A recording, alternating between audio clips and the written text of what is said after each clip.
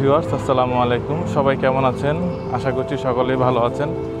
আমি এখন অবস্থান করতেছি সিরাজগঞ্জের ইব্রাহিমাবাদ রেল স্টেশনে। এই রেল স্টেশনে আজকে আমার প্রথম আসা, তো দেখাচ্ছি রেল স্টেশনটা আপনাকে ঘুরিয়ে। চলুন ভিতরে প্রবেশ করতে থাকি।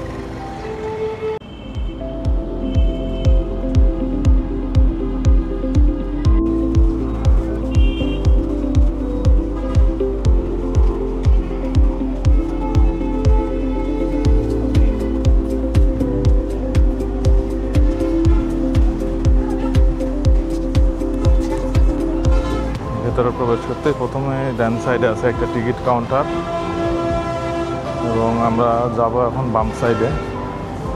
বাম সাইডে আপনাদের দেখাতে থাকি কি কি পাওয়া যায়। রেল স্টেশনটা দেখতে খুবই চমৎকার।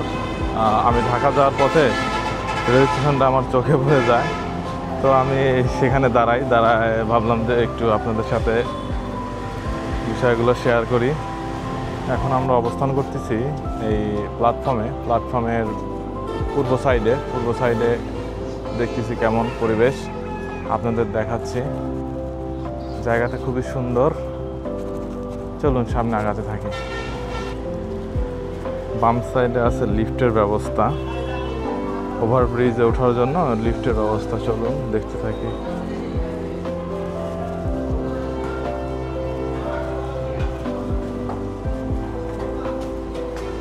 নাটোর থেকে ঢাকা যাওয়ার পথে ভাবলাম এখানে একটু উঠি, তো রোডে কোনো রেস্ট নাই, ভাবলাম যে এখানে একটু উঠে রেস্ট নেই আর ঘুরে দেখি, তো এই জন্য এখানে দাঁড়াইলাম। তো লিফটেরও ব্যবস্থা আছে এখানে। সিঁড়ি দিয়ে উপরে উঠেই হাতের ডান সাইডে লিফট।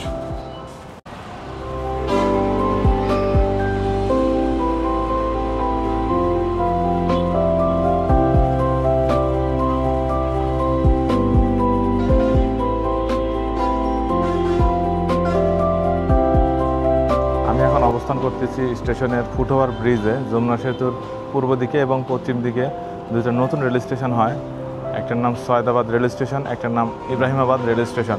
আমি এখন অবস্থান করতেছি ইব্রাহিমাবাদ রেল স্টেশনে। জায়গাটা খুবই সুন্দর, আপনাদের দেখাচ্ছি এখন ফুটওভার ব্রিজ থেকে। এই হচ্ছে নিচের পরিবেশ। এখানে আপনার একসাথে 4টি ট্রেন দাঁড়াতে পারবে এবং 2টি প্ল্যাটফর্ম আছে। স্টেশনতে আছে সুবিশাল পার্কিং এরিয়া, বাইরের সাইডে অনেক বড়। এখন চলে যাচ্ছি, হাতে সময় খুবই কম ছিল, তো ঢাকা যাওয়ার পথে এখানে উঠছিলাম একটু ব্রেক দেওয়ার জন্য। তো ভিডিওটি দেখার জন্য সকলকে ধন্যবাদ। সকলে ভালো থাকবেন। আল্লাহ হাফেজ।